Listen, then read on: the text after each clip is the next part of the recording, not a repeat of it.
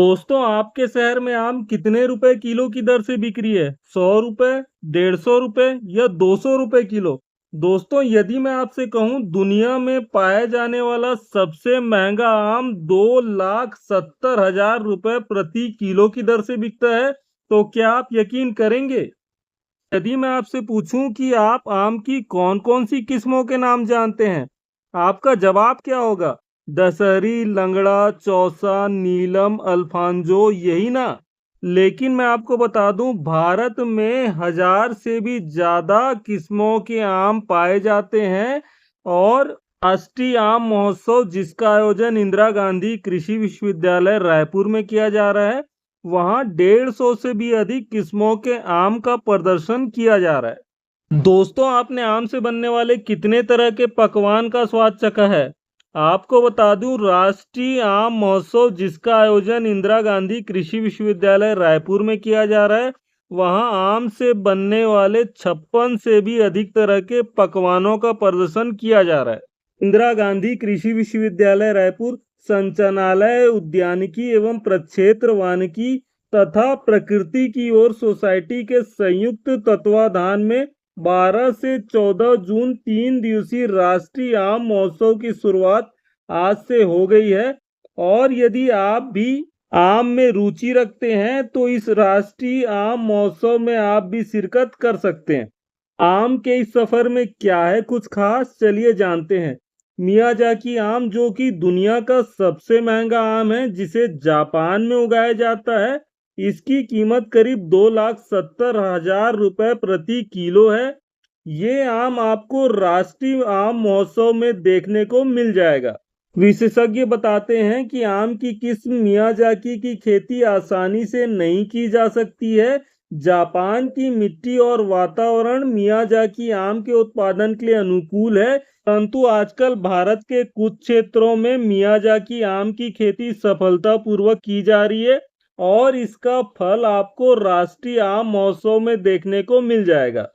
आम के दूसरे एक्सोटिक किस्मों की बात करें तो आपको जंबो रेड, बांस तारा, बनाना मैंगो, बारी 05 जैसी किस्में भी आपको राष्ट्रीय आम महोत्सव में देखने को मिल जाएगा।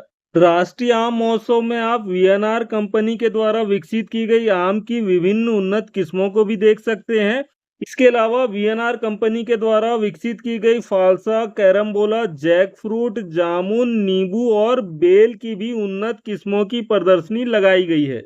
मैंगो मैजिक, जिसे कि आम के पल्प में ताजा मुनगे की पत्ती और अदरक डाल के तैयार किया गया है, इसका स्वाद भी आप राष्ट्रीय आम महोत्सव में ले सकते हैं। ये पौष्टिक होने के साथ साथ काफी स्वादिष्ट भी है।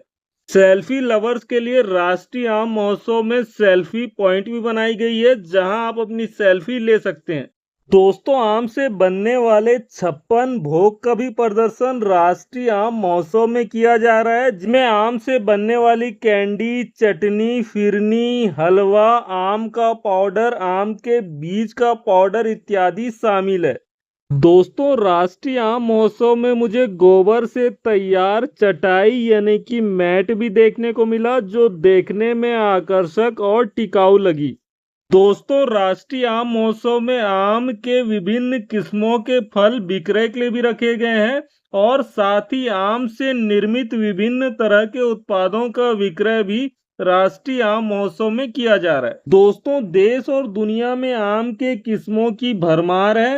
हर जगह के आम की अपनी विशेषता होती है। ऐसे में ही आम की एक रेयर किस्म जो कि बीजापुर में पाई जाती है, जिसने पूरी देश में अपनी एक अलग पहचान बनाई है। आम तौर पर जो आम बाजार में आते हैं, बड़े आकार के जो आम बाजार में आते हैं, उनका वजन 2 से 2.5 किलो तक का होता है। लेकिन बीजापुर में एक आम की ऐसी किस्म पाई जाती है जिसका वजन करीब 4 से 4.5 किलो होता है और इसका नाम हाथी जूल है। ये हाथी जूल के नाम से जाना जाता है। एक आम का वजन करीब 4 किलो से लेकर 4.5 किलो तक होता है। इसका प्रदर्शन भी राष्ट्रीय आम महोत्सव में किया गया है। दोस्तों ठीक उसी तरह आम की एक और रेयर किस्म मैंगो एप्पल भी प्रदर्शनी में रखी गई है। ये जो एप्पल मैंगो है इसका आकार, रंग और वजन देखने में काफी कुछ सेब की तरह दिखाई देता है।